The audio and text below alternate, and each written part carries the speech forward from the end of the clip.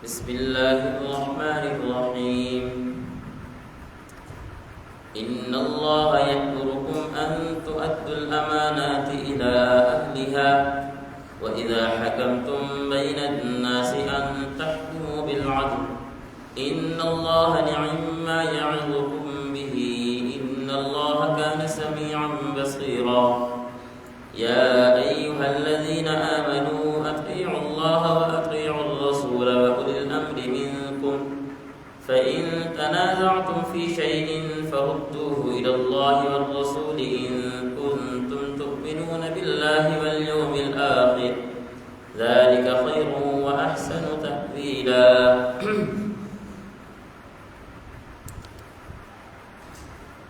پانچویں سپارے کی آیت نمبر 58 اور 59 پڑھی گئی ہے. رات تراویح میں الحمدللہ 6.25 سپارے مکمل ہو چکے. ان دو آیات میں اللہ رب العزت نے پہلی آیت میں امراء اور حکام یعنی ملک کے حکمران ان کو مخاطب کر کے اللہ نے کچھ احکامات دیے ہیں. دوسری آیت میں اللہ رب العزت نے رعایا عوام الناس کو کچھ احکامات دیے ہیں. پہلی آیت ان اللہ یأمرکم ان تؤدوا الامانات الی اہلها. اس آیت کا شان نزول یہ ہے کہ ایک دفعہ آپ علیہ الصلوۃ والسلام ہجرت سے پہلے بیت اللہ میں جانے لگے تو آپ علیہ الصلوۃ والسلام کی نبوت سے پہلے کچھ کام اس طرح کے تھے جو قریش میں تقسیم تھے. مثال کے طور پر حاجیوں کو پانی پلانے کا کام آپ علیہ الصلوۃ والسلام کے چچا حضرت عباس کے ذمے تھا. اسی طرح کچھ کام ابو طالب کے ذمے تھے.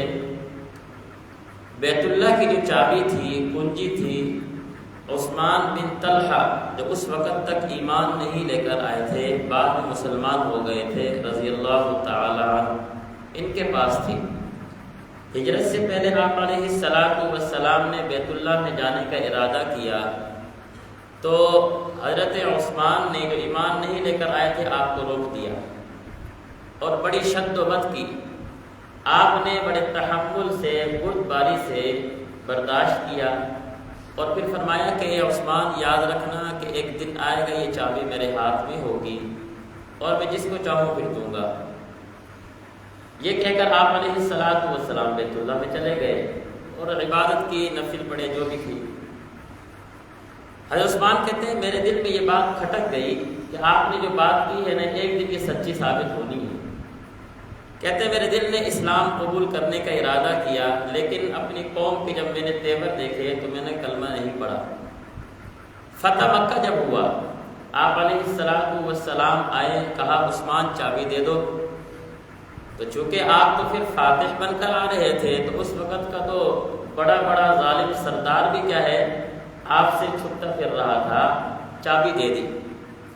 ایک روایت میں آتا ہے کہ جب چابی دے دی تو پھر آپ علیہ الصلوۃ والسلام نے یہ آیت پڑھی ان اللہ یأمرکم ان تؤدوا الامانات الی اہلها.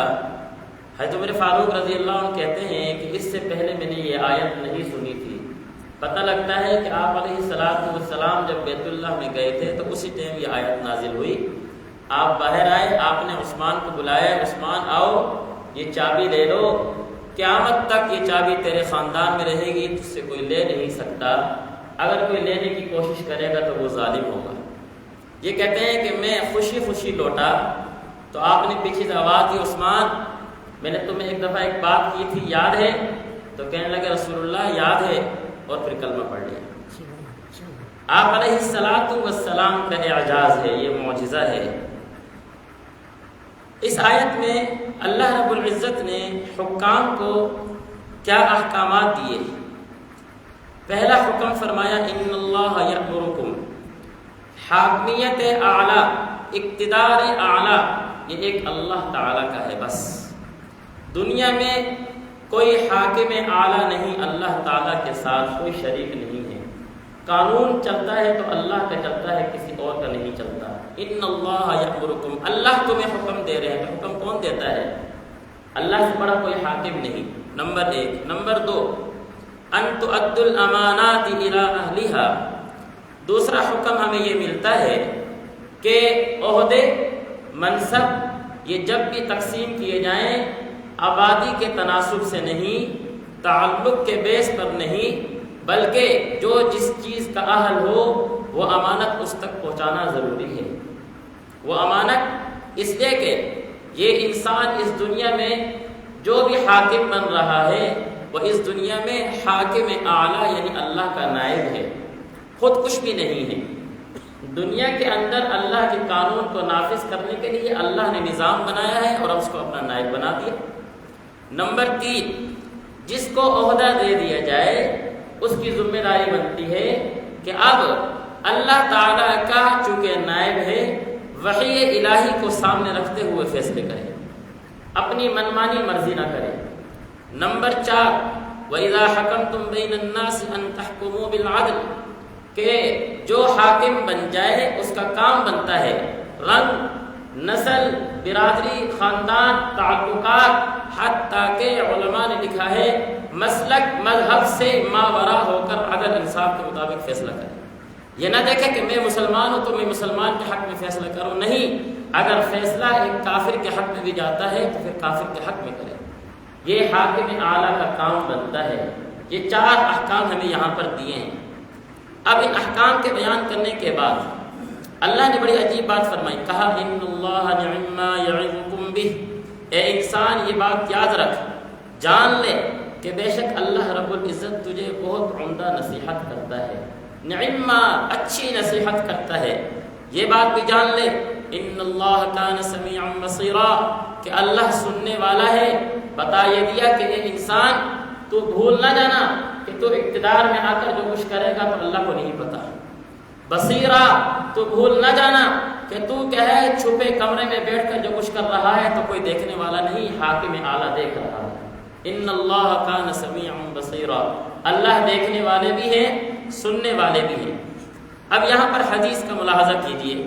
حدیث میں آتا ہے آپ علیہ السلام نے فرمایا کہ جب کوئی منصب والا، کوئی حاکم عہدہ کسی ایسے شخص کے حوالے کرتا ہے جو اس عہدے کے، اس منصب کے لائق نہیں ہے، اہل نہیں ہے، اللہ حدیث میں آیا آپ علیہ السلام نے فرمایا اللہ اس شخص کے فرض بھی قبول نہیں کرتے، نفل بھی قبول نہیں کرتے، حتیٰ کہ یہ جہنم میں جا گرتا ہے۔ بتائیں مجھے آپ کہ آج کے اس دور میں میں اپنا ووٹ کس کو دے رہا ہوں، اور اس آیت کے تحت پھر اللہ کے سامنے میں کس منہ سے کیا ہے پیش ہوں گا، میں کس منہ سے نمازیں پڑھتا ہوں؟ کیا میرا ووٹ دینا یہ کسی کو عہدہ حوالے کرنے کے مترادف نہیں ہے؟ میں اپنی منمانی کرتا ہوں، دین کو نہیں دیکھتا، حالانکہ یہ انسان اس دنیا میں اللہ کا نائب ہے۔ جب نائب ہے تو اس کا یہ فرض بنتا ہے کہ اس عہدے کو، اس منصب کو دین کی روشنی میں کیا ہے صحیح راستے پر استعمال کرے اور اہل تک پہنچائے۔ اگلی حدیث سنیں۔ حدیث میں آیا آپ علیہ السلام نے فرمایا اذا وسد الامر الى غیر اہلہ فانتظر الساعہ، کہ جس ٹائم منصب عہدے غیر اہل تک پہنچنا شروع ہو جائیں تو یہ بات یاد رکھو پھر اس فساد کا کوئی دوسرا حل نہیں ہے، ایک ہی حل ہے کہ قیامت قائم ہو اور یہ نظام برباد ہو، یہ ایک ہی حل رہ جاتا ہے۔ اب ہم سوچ لیں کہ ہم نے جب اپنے ہاتھوں سے یہ مناسب دوسروں کے حوالے کیے، اب میں کس نظریے سے اس کیا ہے عہدے کو اور اس نظام کو درست کرنے کی کوشش کر رہا ہوں؟ کوشش نہیں درست ہو سکتا، اب ایک ہی حل ہے کہ قیامت برپا ہوگا۔ اس لیے میں امین ہوں، میں امانت دار ہوں، میرے ذمہ یہ کام بنتا ہے کہ میں اپنے عہدے کو صحیح طریقے سے استعمال کروں اور اپنا یہ منصب کسی اہل کے حوالے کروں۔ اگلی آیت میں عوام الناس رعایا کے لیے احکام ہیں۔ یا ایھا الذین آمنوا اطیعوا اللہ واطیعوا الرسول واولی الامر منکم۔ رعایا کو کیا حکم دیا کہ 3 قسم کے احکامات ہیں۔ پہلا حکم وہ ہے جس میں اللہ رب العزت کے احکامات صاف واضح ہیں، مثال کے طور پر زنا منع ہے، چوری منع ہے، قتل کرنا منع ہے، صاف احکامات ہمیں قرآن میں ملتے ہیں۔ ان معاملات میں اللہ کی اطاعت ہے، کسی کی اطاعت نہیں، یہ رعایا کا حکم ہے۔ نمبر 2 دوسرے احکامات ہیں وَأَطِيعُوا الرَّسُولَ، اللہ کے احکامات، یعنی قرآن سے ہمیں کوئی حکم نہیں ملتا، لیکن آپ علیہ السلام کا ہمیں حکم احادیث رسول اللہ میں ملتا ہے۔ تو اصل میں تو آپ علیہ السلام کا حکم بھی اللہ ہی کا حکم ہے، اللہ ہی کا حکم ہے، لیکن چونکہ قرآن میں نہیں حدیث میں ہے، اس لیے اس کو اطاعت رسول کہہ دیتے ہیں۔ تو وہ احکامات جو قرآن میں نہ ہو، رسول اللہ کی احادیث میں ملیں، آپ علیہ السلام کی اطاعت کرنا ضروری ہے، فرض ہے، یہ کسی اور کی اطاعت نہیں کر سکتا۔ تیسرا حکم وَأُولِي الْأَمْرِ مِنْكُمْ، کہا کہ قرآن میں بھی ہمیں ایک حکم نہیں مل رہا، ایک مسئلہ پیش آ گیا، وہ مسئلہ ہمیں قرآن میں نظر نہیں آتا، ہمیں حدیث میں نظر نہیں آتا، اب کیا کرنا ہے؟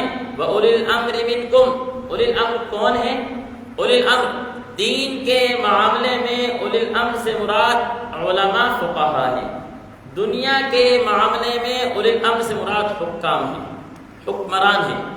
سمجھ آ رہی بات؟ اولی الامر کہ جب تمہارے سامنے ایسا مسئلہ آ جائے کہ قرآن اس کے بارے میں خاموش ہے، حدیث اس کے بارے میں خاموش ہے، اب جب دین کا معاملہ ہو تو علماء کی اتباع کرو، دنیا کا معاملہ ہو تو حکمران کی اتباع کرو۔ بات سمجھ آگے نہیں آ گئی؟ صاف سے ہمیں احکامات دیے ہیں وَأُولِي الْأَمْرِ مِنْكُمْ۔ ایک تیسرا بھی کیا ہے؟ چوتھا حکم بھی ہے، ایسا حکم کہ جس پر عمل کرنا شریعت نہ اس سے منع کرتی ہے اور شریعت نہ اس کے کرنے کا حکم دیتی ہے۔ مثال کے طور پر اس دنیا کے اندر اس ملک میں عدالتی نظام قائم کرنا، کچہریاں بنانا، تھانے بنانا، لوگوں کی سہولیات کے لیے ہسپتال بنانا، اس میں علاقائی اعتبار سے ہر ایک کو دیکھا جا سکتا ہے کہ یہاں کتنے ہسپتال کی ضرورت ہے۔ شریعت یہ نہیں کہے گی کہ اس میں ایک ہی ہسپتال بنانا ہے، یہ مباح کام ہے۔ یہاں پر کیا ہے؟ حکمران جس طرح چاہے کر سکتے ہیں، لیکن ان سارے معاملات میں آخر میں جو بات خلاصہ نکلتا ہے وہ کیا؟ وَإِذَا حَكَمْتُمْ بَيْنَ النَّاسِ أَن تَحْكُمُوا بِالْعَدْلِ، حاکم وقت، عادل وقت کا یہ کام بنتا ہے کہ جو منصب پہ بیٹھا ہوا ہے جب بھی وہ فیصلہ کرے عدل انصاف کو سامنے رکھتے ہوئے فیصلہ کرے۔ عوام کا کام بنتا ہے کہ اس کی اطاعت کرے، لیکن جب یہ حاکم وقت قرآن سے، دین سے، رسول اللہ کی اطاعت سے روگردانی کرے گا اور فیصلے خلاف شرع کرے گا، انصاف کے خلاف فیصلہ کرے گا، اب عوام کا یہ فرض بنتا ہے کہ ایسے شخص کی اطاعت نہیں کرے گا، ایسے شخص کی اطاعت نہیں کرنی، ایسے شخص کی پیروی نہیں کرنی، اس لیے کہ یہ اللہ کا نائب تھا، اللہ نے اس کو عہدہ دیا تھا، حاکم وقت نے جب اس کو حکم دیا کہ یہ کام اس طرح کرنا ہے، یہ اس حاکم اعلیٰ کی اطاعت سے روگردانی کر رہا ہے، تو جو اس کا ماتحت ہے اس کا بھی کام نہیں بنتا کہ اس کی اطاعت کرے۔ بات سمجھ آگے نہیں آ گئی ہے؟ یہ ہمیں قرآن مجید نے کتنی آسانی سے کیا ہے احکامات سمجھائے ہیں۔ اب اس کے سمجھنے کے بعد میں اپنے کیا ہے گریبان میں جھانکوں کہ میں کہاں پر کھڑا ہوں، اور میں آج کے اس دنیا میں جو اس طرح کے مسائل کا میں شکار ہوا پڑا ہوں، اصل میں تو ان مسائل کا پیدا کرنے والا میں خود ہوں۔ اگر مسائل میں حل کرنا چاہتا تو میں ان مسائل کو کیا ہے خود نہ کھڑا کرتا۔ بات سمجھ آ رہی نہیں آ رہی ہے؟ اس لیے ایک مسلمان ہونے کے ناطے ہمارا فریضہ بنتا ہے کہ ہم قرآن و حدیث، دین، شریعت کو سامنے رکھتے ہوئے اپنے دنیا کے فیصلے بھی کریں اور آخرت کے فیصلے بھی کریں۔ اللہ تعالیٰ ہمیں سمجھنے کی توفیق نصیب۔ الحمدللہ۔